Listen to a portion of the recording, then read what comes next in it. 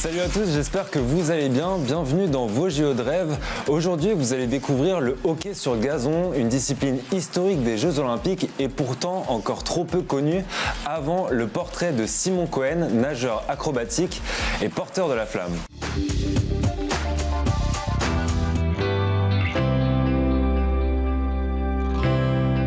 Alors le hockey sur gazon, c'est un sport qui joue sur un terrain synthétique arrosé. C'est du 11 contre 11, 10 joueurs de champ et un gardien. C'est une tactique un peu similaire au foot et le match se déroule en 4 quarts-temps de 15 minutes. C'est vraiment technique, physique et collectif. Je dirais que c'est vraiment les trois mots qui décrivent le sport du hockey sur gazon. J'ai commencé à l'âge de 6 ans. Alors moi c'est un sport de famille. En fait ma grand-mère habitait juste à côté du terrain de hockey, du coup mon grand frère s'y est mis, je me suis mis, après mon papa s'y est remis, ma maman s'y est mise. Il y a les Belges qui sont champions olympiques, qui ont une grosse domination depuis 2017. Ils font toujours des gros résultats ou des podiums. Les Allemands qui ont fait champion du monde l'année dernière, les Australiens et les Néerlandais. Nous sommes partis de la 32e place mondiale et à l'heure actuelle nous sommes 20e, qui est encore très loin des numéros 1, mais nous avons un parcours un peu presque sans faute, puisqu'on a tout gagné depuis que l'équipe de France a entamé cette campagne pour les JO. En France, c'est pas un sport qui est professionnel. Moi, je fais des études, je suis en école de commerce. Moi, ça a toujours été au cœur le double projet, c'est-à-dire études et sport, parce qu'en France, malheureusement, on ne vit pas du hockey. J'ai fait beaucoup de sacrifices pour le hockey. Je le ferai et je le referai tous les jours si c'est pour faire les Jeux Olympiques. Elles sont vraiment professionnelles dans le mode de fonctionnement, ça c'est sûr. Elles sont professionnelles, mais peut-être pas sur le statut professionnel, comme on pourrait l'entendre, vraiment de quoi vivre normalement, ou même comme pour les joueurs de foot, mais ça, c'est pas le cas. Après, ce qui est un peu difficile, c'est le rythme. Il faut savoir qu'hormis 2 joueuses qui jouent en France, tout le reste viennent d'Espagne, d'Allemagne et de Hollande. Et donc le rythme, en fin de compte, et la charge de travail fait que ça influe sur la fatigue et par moments sur la fraîcheur physique. C'est spécial parce que les Jeux Olympiques dans notre sport, c'est vraiment la compétition la plus importante et c'est un peu le but ultime d'une carrière. J'ai de la chance parce que ça arrive très tôt. Moi j'avoue que je suis énormément le sport, donc faire les Jeux Olympiques c'est un rêve depuis toute petite. C'est la première fois que la France féminine est représentée aux Jeux de hockey. Du coup c'est une chance et j'espère qu'on va faire le meilleur résultat possible. Je vais vivre un rêve puisque j'ai toujours rêvé de jouer la Hollande en compétition officielle. On va les jouer sur le match d'ouverture du tournoi féminin. Et normalement, peu de chances que nous gagnons, mais pourquoi pas, il y a toujours des belles histoires et des belles choses qui peuvent arriver pendant les Jeux. Si une opportunité se présente à nous et pourquoi pas de battre la Hollande, on saura saisir notre chance.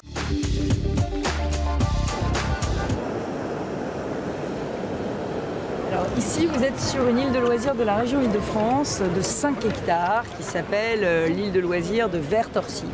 Et sur cette île de loisirs, on a construit un équipement qui a coûté plus de 100 millions d'euros, 101 millions d'euros exactement, pour avoir un équipement hors norme, un équipement aquatique qui permettra d'avoir toutes les compétitions internationales chez nous, en aviron et en canoë-kayak, en para-aviron et para-canoë-kayak. Et évidemment, c'est un héritage pour le territoire qui est considérable. On aura 36 000 visiteurs pendant les Jeux, mais on espère en avoir aussi des centaines de milliers après les Jeux.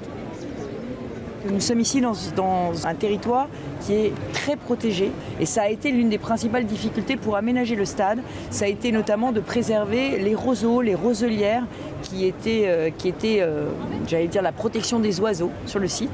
Et nous avons fait tous ces travaux avec des normes environnementales qui ont été parmi les plus élevées du monde. Nous, on a réservé toutes on lui met pas la pression. C'est un équipement que je voulais présenter à Tony Estanguet parce que c'est quand même sa discipline. Voilà, donc je sais qu'il le surveille comme le lait sur le feu. Ils ont réussi à combiner 2 enjeux très importants, le très haut niveau, mais aussi la possibilité d'initiation pour tous les publics. Parce que ce site, il a vocation à être utilisé par le grand public, par les jeunes comme aujourd'hui.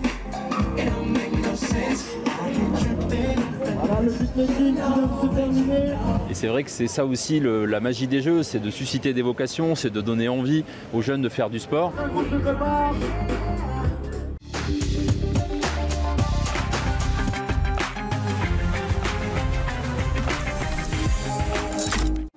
Il est jeune, il est actif, il est surtout sportif, il a 29 ans et est plongeur acrobatique. Si je vous dis Simon Cohen, peut-être que son visage ne vous dit rien et pourtant il nous représentera puisqu'il fait partie des porteurs de flammes franciliens. Et c'est ça que j'aime. Merci d'avoir été ce soir, d'être avec nous et surtout de nous rejoindre et de nous représenter lors du passage de la flamme. Ça va ? Ouais, ça va, très bien, merci. Merci de me recevoir ce soir. Mais c'est avec grand plaisir. Nos portes vous sont grandes ouvertes parce qu'ici, on accueille tous les enfants de l'Île-de-France et vous en faites partie. Vous allez porter la flamme haut et fort et surtout, vous avez été choisi pour le faire. Vous allez un petit peu nous raconter votre aventure là-dessus. Mais surtout, on va apprendre à vous découvrir parce que porteur de flamme, c'est pas rien, c'est porteur de valeurs. D'ailleurs, qu'est-ce que ça représente pour vous ? Alors, c'est tout ça en fait, exactement. Ouais. Donc moi je m'appelle Simon Cohen, je suis ingénieur, entrepreneur, sportif, j'ai plusieurs casquettes et je pense que c'est ces différentes casquettes, ces différents profils qui font que j'ai été sélectionné pour porter la flamme olympique. J'ai été sélectionné par la région Île-de-France, on est 23 porteurs de la flamme pour les Jeux olympiques et paralympiques et ça représente pour moi un grand honneur, c'est vraiment la première chose qui me vient à l'esprit. C'est un honneur puisque ces jeux sont millénaires, c'est une vieille tradition finalement que je vais pouvoir véhiculer, que je vais pouvoir transmettre et m'inscrire en fait dans ce relais qui est parti depuis Olympie déjà il y a plusieurs mois et qui va se terminer le 26 juillet 2024 pour l'ouverture des Jeux. Moi je vais porter la flamme le 20 juillet 2024 en Seine-et-Marne. Donc pour moi c'est avant tout un honneur. Ah oui, c'est un honneur et c'est vrai que vous faites partie de cette liste qui d'ailleurs est rejointe par pas mal de sportifs de haut niveau. Il y a des gens qui viennent de partout ailleurs et vous allez nous raconter, parce qu'il faut le dire, vous êtes plongeur acrobatique, ça fait déjà 2 ans et demi. Oui. Et seulement après 2 ans et demi, vous avez déjà fait un championnat du monde au Japon.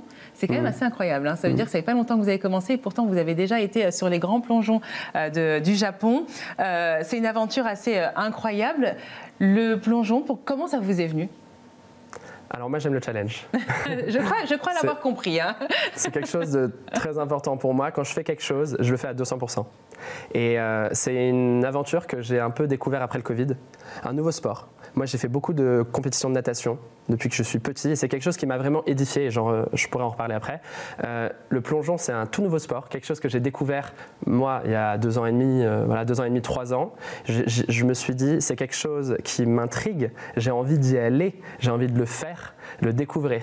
Et donc quand je vous dis que j'y vais à 200%, c'est que je me suis inscrit dans un club, j'ai fait des entraînements plusieurs fois par semaine. Il y avait un objectif, c'était les championnats du monde master à Fukuoka au Japon l'année dernière. J'avais envie d'y participer. Avec mon équipe, on s'est tous motivés pour y aller. Et finalement, on l'a fait. Et j'ai eu une médaille à 5 mètres, une médaille de bronze à 5 mètres.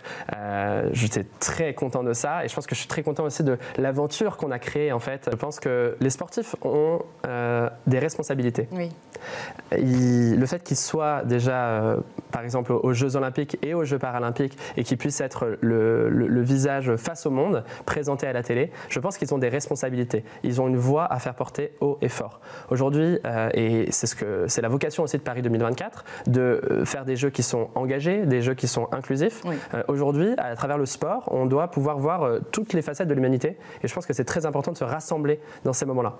Les sportifs ont donc des responsabilités de prôner l'inclusion, de prôner le respect, la tolérance, le respect de l'environnement aussi, je pense qu'on n'en parle pas suffisamment à travers le sport. Toutes ces valeurs-là, c'est des valeurs que les sportifs véhiculent. Est-ce que vous savez qui a été le Français le plus titré de l'histoire des Jeux Olympiques, tout confondu, été et hiver? On vous écoute. Quel est le Français le plus titré, donc en médaille d'or, de l'histoire de tous les JO? Le Français le plus titré été et hiver. Et hiver. Et hiver, ouais. Hiver. Hiver, quelqu'un qui fait du... Je dirais quelqu'un qui fait du ski, je pense. Quelqu'un... skiman. Teddy Riner. Non. Non? Non. Ah, c'est pas celui-là qui fait la ville Nil? Un truc comme ça? Ah, la Villénie? Ouais. Les sauts en hauteur? Sauts en hauteur. Non. Non? Alors, beaucoup le sous-estiment, mais Christophe Willem a fait des siennes. Et pour le coup, ça a été l'un des plus grands Enfin, l'une des personnes qui a eu le plus de médailles dans tous les sports confondus en tout cas, quoi. Bien sûr. C'est ça la question? Christophe Willem. Ouais. Je fais de mon mieux, je t'ai dit. Lui, il est un peu plus connu. C'est au ski, c'est. Comment il s'appelle? Je crois qu'on l'a. Ah, c'est un chasseur alpin en plus. Ok. C'est pas tout à fait du ski. Ouais, c'est du ski alpin, là, le biathlon. Le biathlon. Oh, c'est quoi son nom? J'imagine vraiment l'athlète qui s'appelle Skiman. Je suis Skiman, je suis champion olympique. Skiman qui vient de Rhône-Alpes, de la région Rhône. Fourcade. Ouais. Martin Fourcade. C'est gagné, c'est Ouais. gagné. Martin Fourcade, on a la réponse, très cool.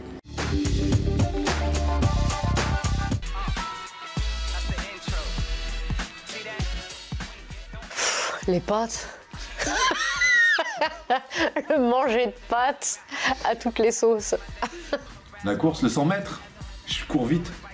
J'ai des grandes jambes. La gazelle. La gazelle. La gazelle. Ouais, là, ça commence à ressembler à un chameau, la gazelle, quand même. Mais je suis athlète, déjà. Mais bon, ça, je le cache parce que je suis quelqu'un qui a envie qui est pudique. Alors, vraiment, je suis nulle en sport. C'est-à-dire, quand je cours dans le parc à côté de chez moi, je me fais doubler par des vieux qui marchent. Donc, j'ai un très mauvais niveau, quoi. La gazelle un peu qui a pris des coups, gazelle accidentaire.